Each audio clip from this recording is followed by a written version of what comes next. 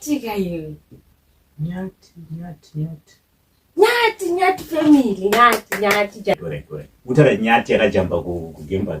Kuneresho. Alright. Kana usingazivi nyarara, mimi ndikudze mweri kupisa izvezvi. Unoziva zmai Jeremaya. Andi tiri kuti kana akaenda kuhotera saka zvine basa rei. Handiti kuona kuti hausi kuziva nyaya ndikuda kuudza. Saka ndati ngatisiyei tiende pane imwe. Taura Nyati akaenda kuhotera. Akaenda kuhotera. Akane mukadzi kumba.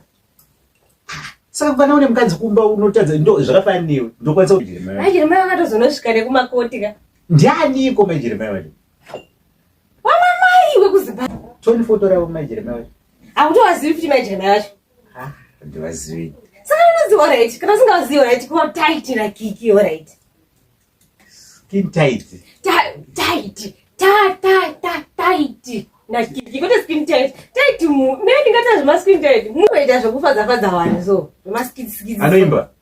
No, anongoita imwe. Pane munhu mwana unobasera pesa apa vanhu vaiti Tytie haiti mwana. Tytie haiti mwana yasi wake. Ukaona zvakaita mhire. Kwendine mwana zviri zvakataurwa ndani. Mira, iwe unozikanwa nani? Kunozikanwa nani? Ndimutaura anozikanwa. Pala nemoto.